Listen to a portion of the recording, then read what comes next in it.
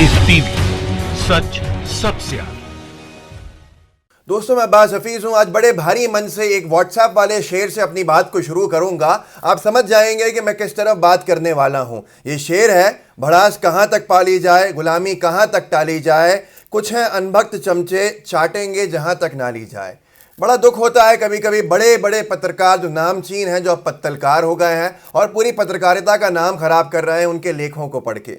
रजत शर्मा साहब, हम जानते हैं कि वो एबीवीपी के नेता रहे हैं। अरुण जेटली साहब, स्वर्गीय अरुण जेटली साहब के साथ उन्होंने राजनीति की है दिल्ली की, लेकिन वो एक पत्रकार भी हैं, वो ये भूल जाते हैं। उन्होंने एक लेख लिखा है जो सदन में हंगामा हुआ है राज्यसभा सांसदों का, जिसमें 8 सांसदों को अपनी बात कहने के जुर्म में सभापति महोदय ने निष्कासित कर दिया है, जिसमें कांग्रेस के राजीव सातव जी हैं और नसीरुद्दीन साहब हैं, साथ के साथ डेरेक ओब्रायन साहब हैं। ऐसे कई सांसद हैं, 8 सांसद। उस पर लेख लिखा है रजत शर्मा साहब ने। एक इंसान पढ़ेगा पत्रकार की नज़र से, जबकि ये लगता है जैसे कि भाजपा का प्रवक्ता लिख रहा है। उन्होंने लिखा है, हंगामा करने वाले सांसदों को देश कभी माफ़ नहीं करेगा। जो लोग, आप सोचिए, जो किसानों के हित की आवाज़ उठा रहे थे सांसद, उनको आवाज़ उठाने के ऊपर हंगामा जो उनको करने को मजबूर कर दिया गया। लिखना तो ये लेख चाहिए था रजत शर्मा साहब को कि ध्वनि मत का उपयोग कर लिया गया, सांसदों की एक बात नहीं सुनी गई, बिना आंकड़ों के, बिना जो रिकॉर्ड नंबर्स थे उनके बिना ही अपने बिल को पारित कर दिया, जो किसान हितैषी नहीं बल्कि किसान विरोधी है। ये लिख रहा है, हंगामा करने वाले सांसदों को देश कभी माफ़ नहीं करेगा। अब आपको पढ़ के सुनाता हूं और इस वीडियो के साथ साथ आप जुड़े रहिएगा। मैं आपको कुछ इनके पुराने ऐसे काम भी, कर्म भी दिखाऊंगा, जिससे आपको साफ दिख जाएगा कि इनके लेख एक भाजपा प्रवक्ता की तरह ज़्यादा होते हैं, पत्रकार की नज़र से कम होते हैं।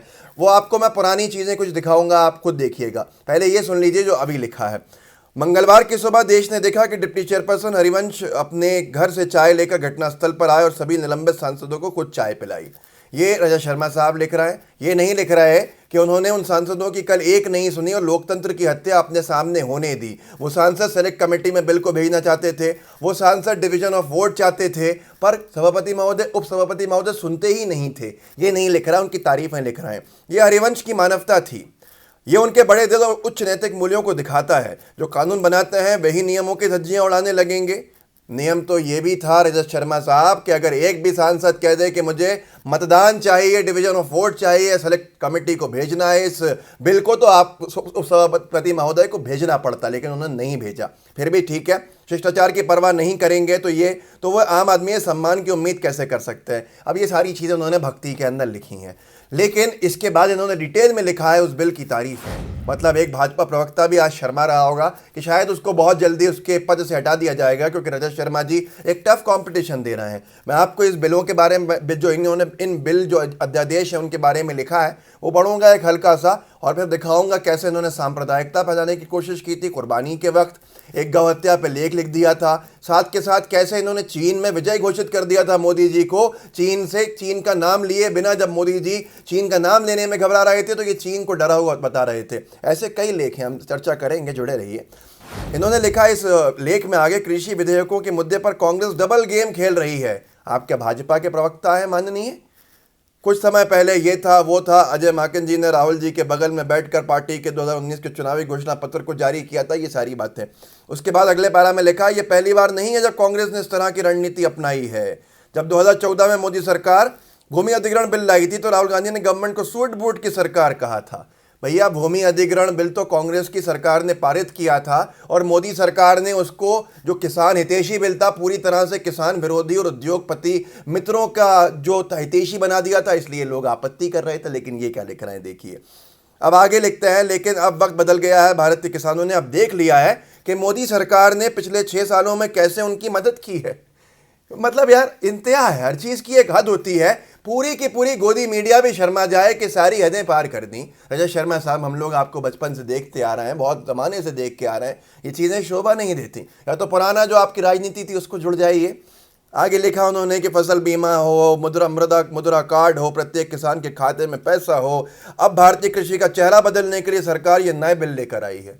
भारतीय कृषि का चेहरा नहीं बदलेगा, बल्कि वो गुलामी की तरफ बढ़ जाएंगे उद्योग घरानों के। खैर, आपसे कोई अपेक्षा नहीं है।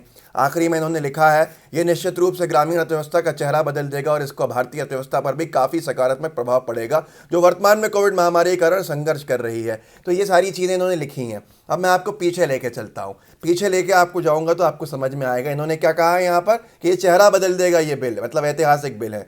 अब आप सुनिए रजत शर्मा जी ने नोटबंदी को लेकर क्या कहा था। लेख लिखा था, नोटबंदी के सकारात्मक नतीजों को भी राहुल गांधी देखें। राहुल गांधी जी ने अपनी छोटी सी प्रेस कॉन्फ्रेंस में कई बार इस बात को दोहराया कि नरेंद्र मोदी ने नोटबंदी का फैसला अपने 10-15 क्रोनी कैपिटलिस्ट दोस्तों को फायदा पहुंचाने के लिए किया।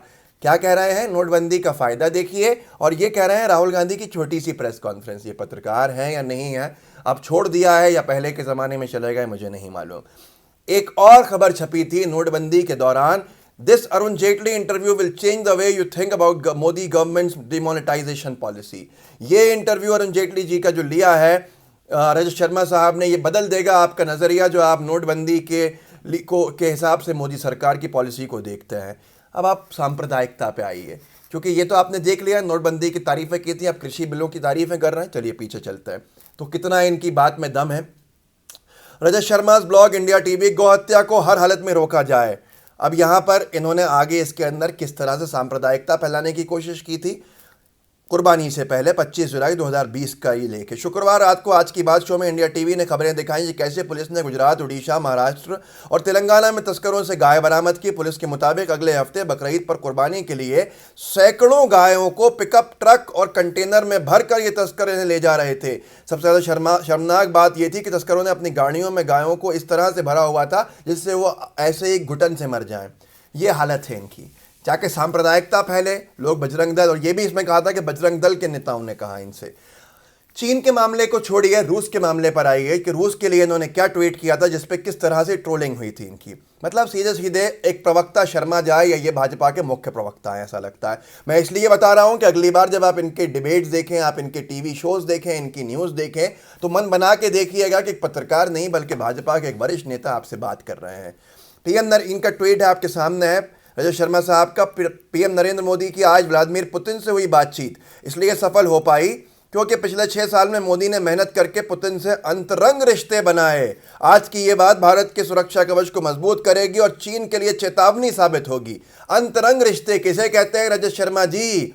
गिरीश मालवीय हैं कि उन्होंने कोट करके लिखा, कौन इस आदमी को पत्रकार कहता है, इतना भी नहीं मालूम इन्हें कि अंतरंग रिश्ते बनाए जैसे शब्द द्विवार्थी हैं।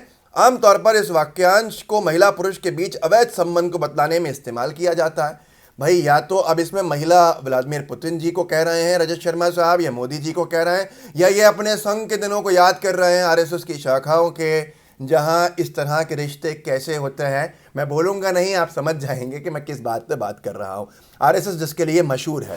अब यहाँ पर आपको याद होगा लॉकडाउन के बाद कोविड के जो सांप्रदायिकता फैलाने के काम एक तरफ अर्नब गोस्वामी जी खुल के कर रहे थे, वहीं रजत शर्मा जी खामोशी से कर रहे थे।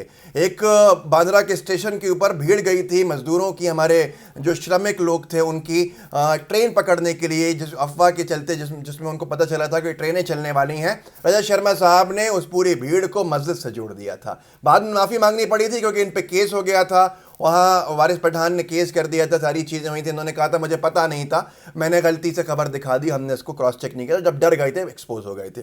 जनसत्ता ने बहुत अच्छा लिखा था इनको लेकर लेख, अस्पताल में अपने मस्जिदिया बिन का इलाज करा लें, मुंबई की भीड़ को मस्जिद से जोड़ ट्रोल हुए रजत शर्मा। रजत शर्मा साहब ने लिखा था, ट्वीट जो किया था, बांद्रा में जामा मस्जिद के बाहर इतनी बड़ी संख्या में लोगों का इकट्ठा होना चिंता की बात है। इन्हें किसने बुलाया? अगर ये लोग घर वापस जाने के लिए ट्रेन पकड़ने के लिए आए थे तो उनके हाथों में सामान क्यों नहीं था? इस तरह से इन्होंने ट्वीट किया था जिस पे ये ट्रोल हो गए थे कि भैया। फिर उन्होंने बाद में उस ट्वीट को डिलीट किया था शायद और माफ़ी मांगी थी।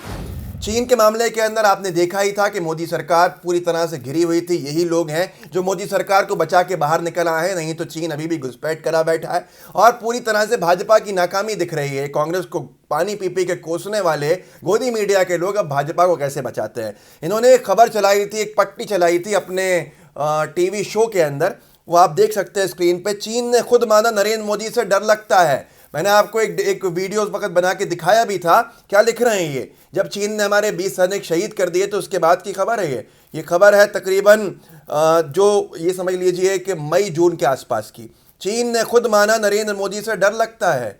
लोगों ने कहा था, हम लोगों ने भी आपसे कहा था कि ऐसा लगता है जैसे किसी दूध पीते बच्चे को डरा दिया हो, और वो शी जिनपिंग कह रहा है कि अपनी माँ से कि मुझे बहुत डर लग रहा है, मैं अपने कमरे में भी नहीं सो पाऊंगा। ये हालत है, मतलब पत्तलकारिता है, गोदी मीडिया, आप जो चाहें कह सकते हैं। यही नहीं रुकती है बात, और पीछे चलते हैं। एक और इन्होंने ट्वीट किया था 7 जुलाई 2020 को, कैसे इन्होंने मतलब भाजपा के प्रवक्ता गिरी को अपने अंदर पूरा समाया है। रजत शर्मा साहब ने लिखा था, पिछले 60 साल में चीन ने हमारी ज़मीन पर कई बार कब्जा किया, आंखें दिखाई, हमने कभी करारा जवाब नहीं दिया।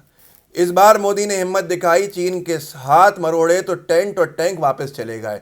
ये ऐसे हाथ मरोड़े कि टेंट और टैंक वापस जाने के बजाय पक्के बन गए, और साथ के साथ लीपू लेक वाली जगह जो नेपाल ने हमारे कब्जा करने की कोशिश की है, वहाँ भी चीन ने अपने टेंट गाड़ दिए।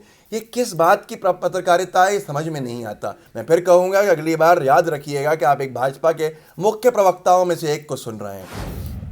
जामा मस्जिद की भीड़ तो मैंने आपको बताई दी। तो ये बहुत दुख की बात है कि गोदी मीडिया का भी अब नाम गिरता जा रहा है, और यही लोग हैं आपके सामने हैं किस तरह से किसानों के खिलाफ आने वाले अध्यादेशों की तारीफ़ें कर रहे हैं, और जो संसद में लड़ाई लड़ रहे हैं सांसद जिनको निलंबित कर दिया, ये कहने के बजाय कि रविशंकर प्रसाद जी कैसे कह रहे हैं, बयान दे रहे हैं कि अगर वो सांसद माफ़ी मांग लेंगे तो उनकी बहाली पे हम सोच विचार करेंगे। ये नहीं सवाल किया कि रविशंकर प्रसाद जी सभापति उपसभापति से ऊपर हो गए, क्या भाजपा डिक्टेट कर रही है सदन को, इस पे कोई सवाल नहीं है। ये सवाल नहीं किया कि उन लोगों की बात क्यों नहीं सुनी उपसभापति ने, किस वजह से मजबूर हुए, कोई सवाल नहीं है। मैंने फिर वही शेर पे अपनी बात ख़त्म करूँगा, जो शेर मैंने आपको सुनाया था व्हाट्सएप का, क्योंकि वो शेर ही यहाँ पे फिट बैठता है। भड़ास कहाँ तक पाली जाए, गुलामी कहाँ तक टाली जाए, कुछ हैं अनभक्त चमचे चाटेंगे जहाँ तक ना ली जाए। इस वीडियो को आगे शेयर कीजिएगा ताकि लोगों को पता चले और लोग होशियार खबरदार हो जाए गोदी मीडिया से। दोस्तों, वो अपना मन नहीं बनाए जो मन मत में बदलता है, और मतदान में नुकसान उठाना पड़ता है। अगली बार लोग 25 बार सोचेंगे इन लोगों का सुन के वोट देने की।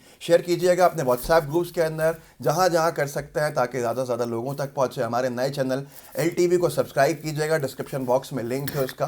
लाइव टीवी जिस पे आप ये देख रहे हैं उसका बेल आइकन दबाइएगा। अगर फेसबुक पे देख रहे हैं तो फेसबुक के पेज को लाइक कीजिएगा, फॉलो कीजिएगा। जय हिंद, जय भारत। लाइव टीवी, सच सबसे आगे।